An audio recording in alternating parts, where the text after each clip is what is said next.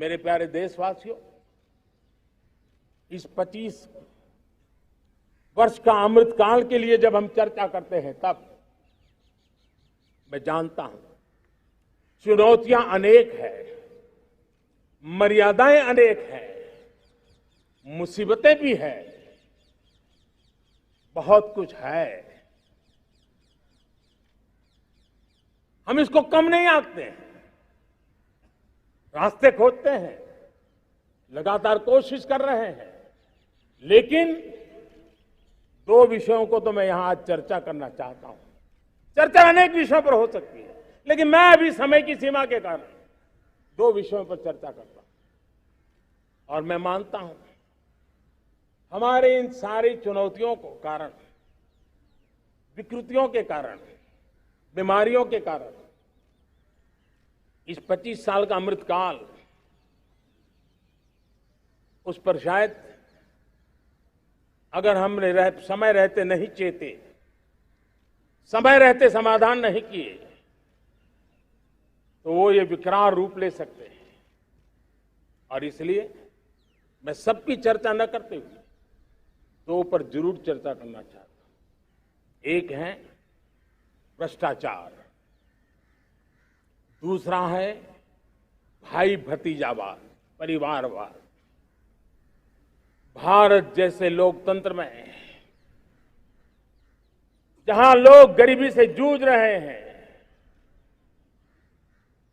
जब ये तरफ से देखते हैं कि एक तरफ वो लोग हैं जिनके पास रहने के लिए जगह नहीं है, दूसरी तरफ वो तरफ लोग हैं जिनको अपना चोरी किया हुआ माल रखने के लिए जगह नहीं है, ये स्थिति अच्छी नहीं है।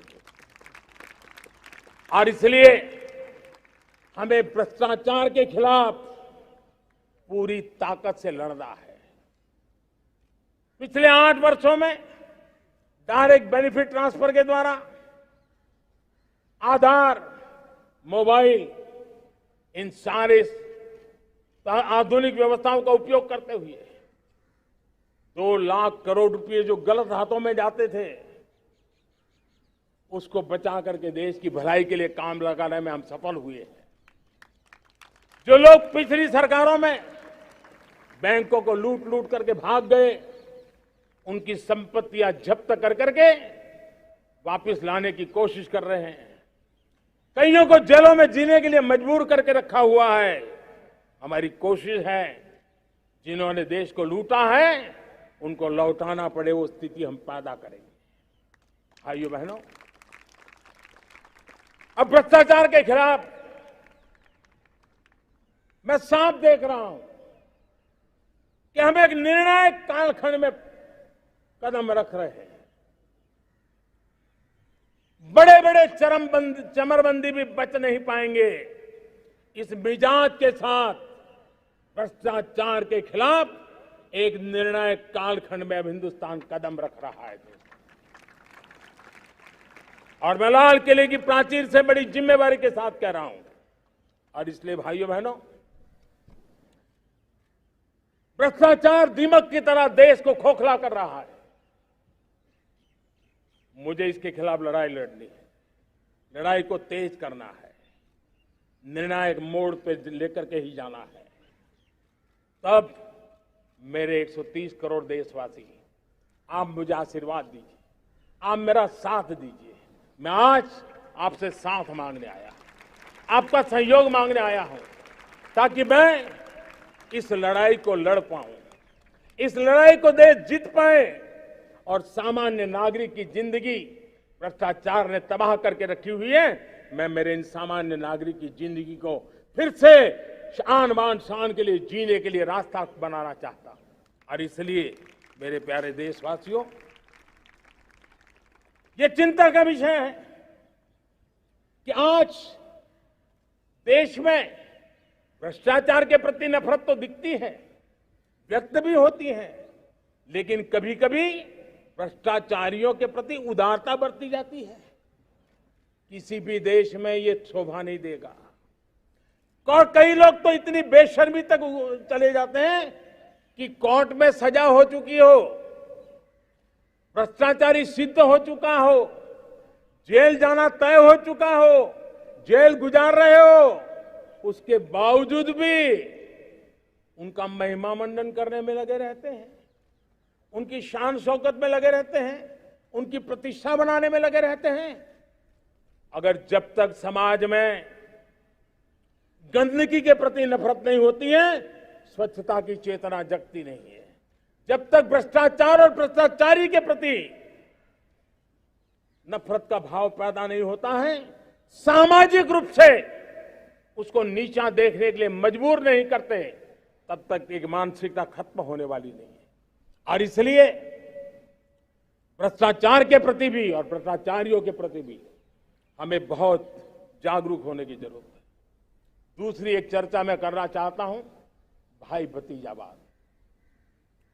और जब मैं भाई भतीजावाद, परिवारवाद की बात करता हूं तो लोगों को लगता है मैं सिर्फ राजनीतिक क्षेत्र की बात करता हूं। जी नहीं, दुर्भाग्य से राजनीतिक क्षेत्र की उस बुराई ने हिंदुस्तान की हर संस्थाओं में परिवारवाद को पोषित कर दिया है।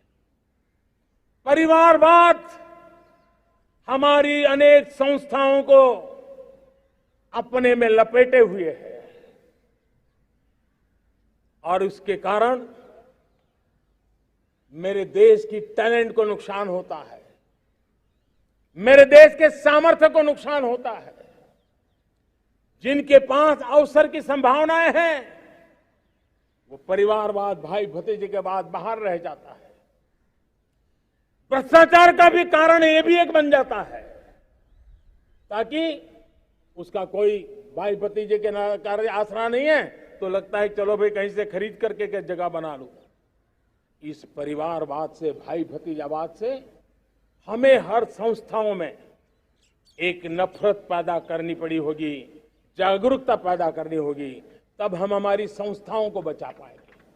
संस्थाओं के उज्जवल भविष्य के लिए बहुत आवश्यक है। उसी प्रकार से राजनीति में भी परिवारवाद ने देश के सामर्थ्य को सबसे सारा अन्याय किया है। परिवारवादी राजनीति परिवार की भलाई के लिए होती है, उसको देश की भलाई से कोई लेना देना नहीं होता है। और इसलिए लाल किले की प्राचीर से तिरंगे झंडे के आन बान शान के नीचे भारत के संविधान का स्मरण करते हुए मैं देशवासियों को खुले मन से कहना चाहता हूं, आइए हिंदुस्तान के राजनीति के शुद्धिकरण के लिए भी, हिंदुस्तान की सभी संस्थाओं के शुद्धिकरण के लिए भी हमें देश को इस परिवारवादी मानसिकता से मुक्ति दिला करके योग्यता के आधार पर देश को आगे ले जाने की ओर बढ़ना होगा। यह अनिवार्यता है,